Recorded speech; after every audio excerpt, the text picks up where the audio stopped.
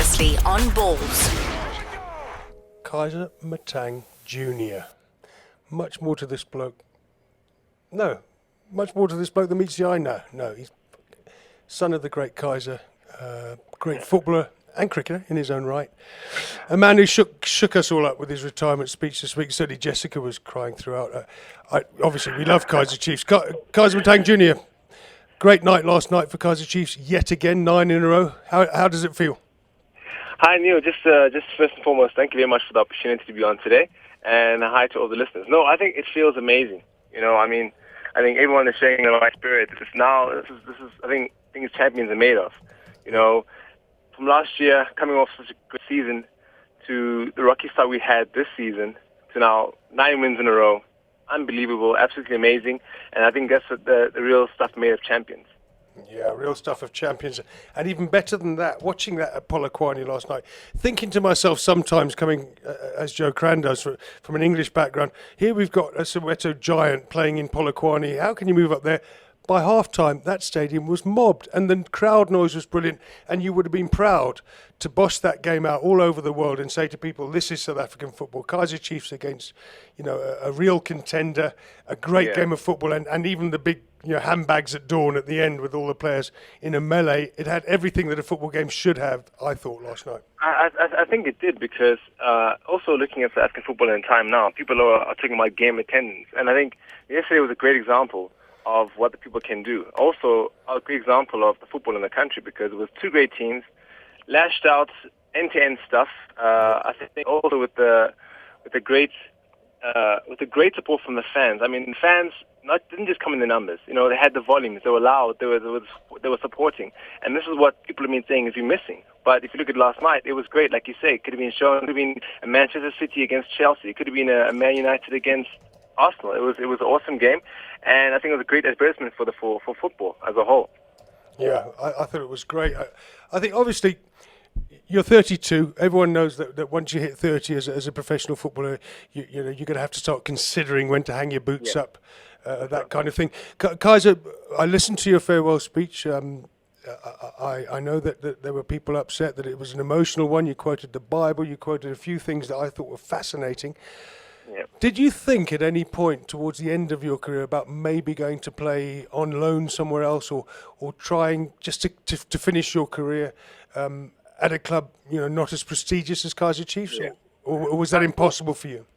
No, well, to be honest, like I've said it a million times, it was just a great honor to be involved with this great club, and I haven't been playing. To be honest, I've been playing in the last couple of seasons.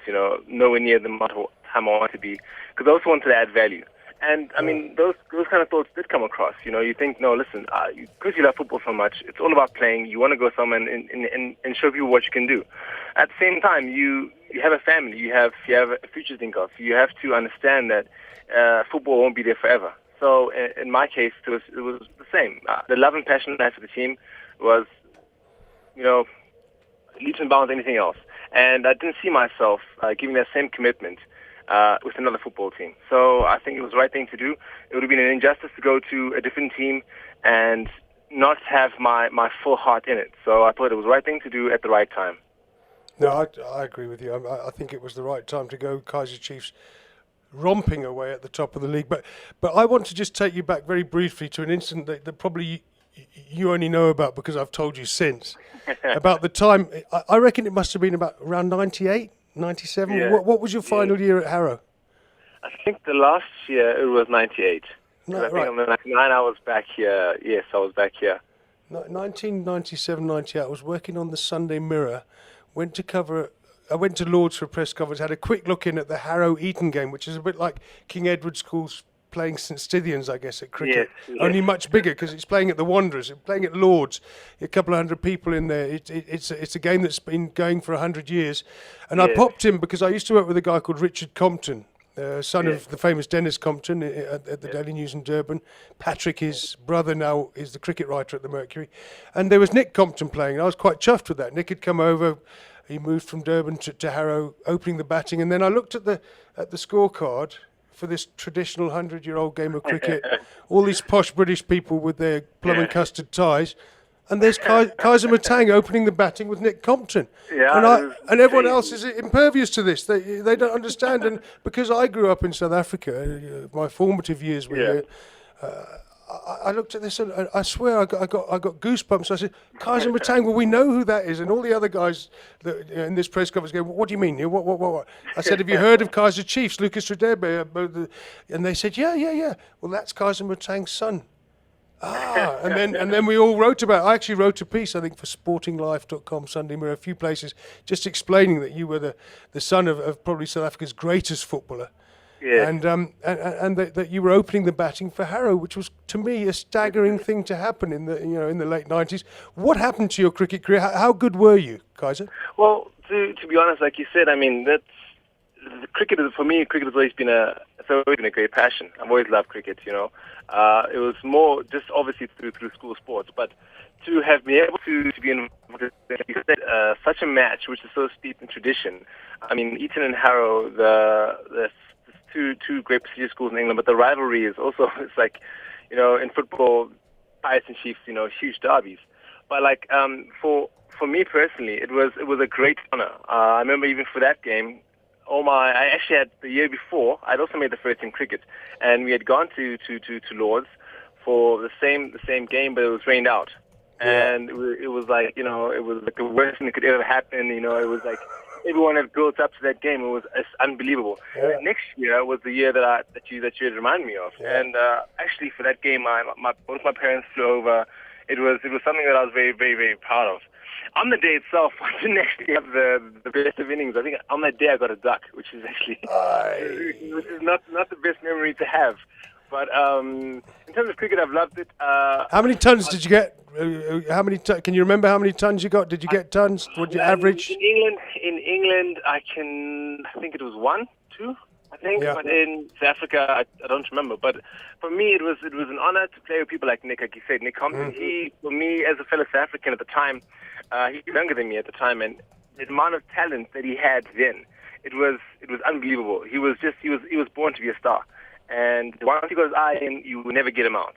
And that's all we knew about Nick. He was unbelievable. It was a great honor to play with him, and obviously he's gone to great heights now in England. So he's been blessed very well, and like with him, through the family, he also had a lot of pressure to live up to, but he has done greatly, greatly in his cricket life.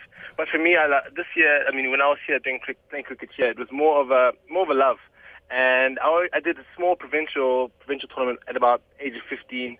And most of the time, my mind and my heart always consumed with football, pursuing that.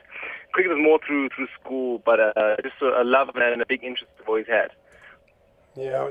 Listen, is there any truth in the rumour that I think I might have started that Ali Bakr was desperate for you to play cricket for the Proteas, or to carry on your cricket career? Yes, well, that's actually, to be honest, it was because the team that we went to go play, we played in a tournament in Paarl. And it was a provincial team, and we would all meet him. The whole team met him before we went on the trip. And after the trip, I came back, and he did mention to me. I had a private chat with him, and it was like, it would be a good thing if I could, perhaps focus on cricket and pursue cricket, because, he thought that I obviously had a bit of talent, and maybe if I pursued and worked harder, that I could have been able to achieve something. So that was an honor in itself.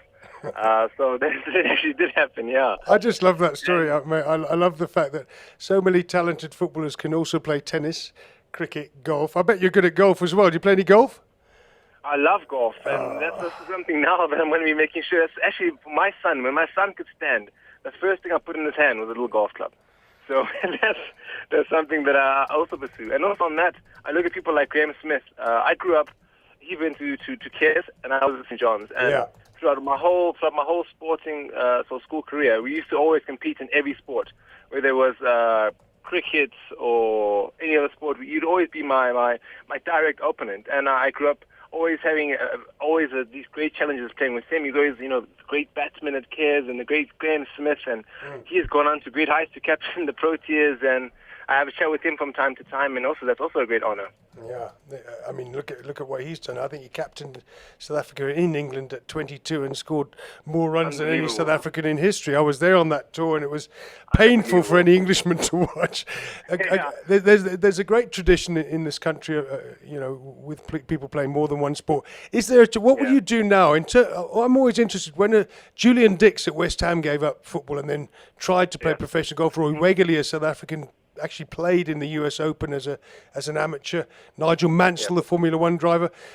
Have you got any ideas about carrying on any kind of sporting career of any kind? No, to be honest, at this moment in time in my life, like I said earlier, it's going to be more of a focus of sort of off the sporting field. Any sport now I'm going to do now is just going to be. I mean, I'd love to play golf occasionally now at the moment in time, and it's a lot of five-a-side, there's a lot of corporate leagues and friends of mine who are involved in the five-a-side football. That's just for fun at the moment. So it's more of a focus now on off the sporting field and just a lot of preparations and a lot of hard work for a new chapter.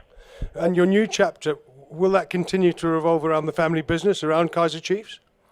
Well, to be honest, the new chapter is going to be involved around quite a few things. There's going to be a lot of initiatives and drives that I am pushing away from the team side with my own sort of involvement that I've been involved with also corporately throughout the years, and stuff that I've also been trying to build on the side for myself and for my family, because like I said earlier, there's no point in having the right surname but the wrong qualifications, or having the right surname but the wrong attributes, So I've also ventured into certain ventures outside of football that I would like to pursue. And then obviously my studies is something that I really want to pursue very hard, complete them, as it's been a bit tough to be doing stuff part-time as a footballer and trying to pursue other ventures. And in terms of the inevitable question of the family business, it's like I said, I want to add value.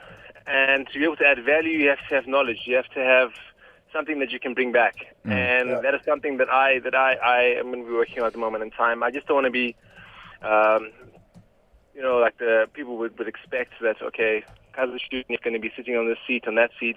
At the end of the day, you have to earn your place in everything. Why should it change off the field? On the field was the same when I was playing football. I had to earn my way, So I think in this regard, there's a lot that I need to work on, and the future does look good. And eventually, I would love to be able to contribute in a meaningful way to the legacy of the team after football.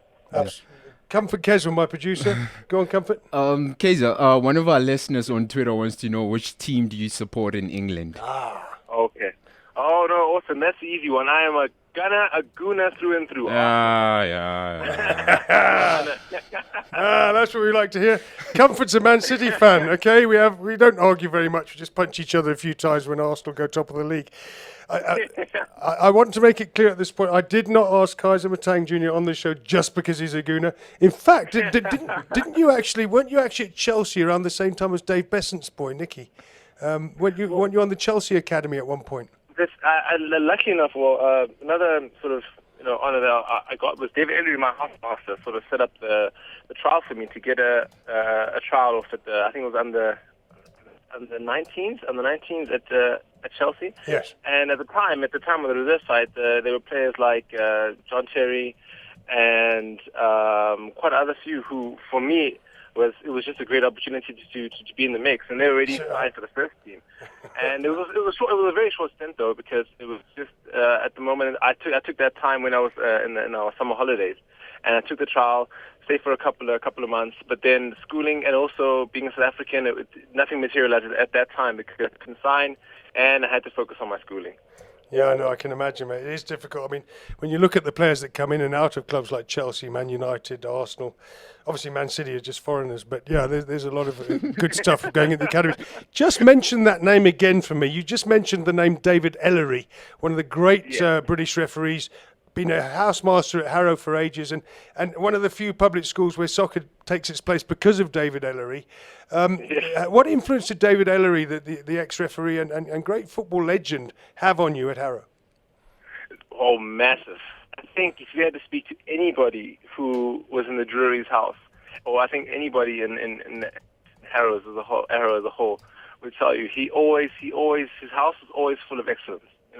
he always wanted to have people who were driven, people who were youngsters who were focused. He would always, even my interview when I had the first interview before I went to Harrow with him, it was one of the most nerve-wracking experiences of my life. Yeah. I at the time never even knew that I was going to go to Harrow for school. My mom said to me, listen, just pack your school uniform. We're going to go just for a little bit of a trip in London, just for a couple of days. So I was like, okay, no, fine. Get to London, have a nice, we have some family friends there, spend some time. The next day she says, we're going to Harrow just to look at one of my friends' schools. Yeah. We get there, she goes, I'll leave you I introduced me to Dave Ellery. She says, we'll leave you here for an hour, we'll be back just now. And that was my interview. I never knew I was prepared, but it was a great experience. And very, very strict man, very demanding, but he had a great impact also on me just as a person in terms of, being true to yourself and working hard and being proud of the person you are. But it was also a great honor because he was involved with English football for so many years, and he knew a lot of people in England, top football ranks. So it was a great honor for me. Absolutely, mate. Kaizer, it's great to hear you. Thanks, you know from my Twitters what I think, that you and Jessica, absolutely fantastic job with Kaizer Chiefs that Jessica does.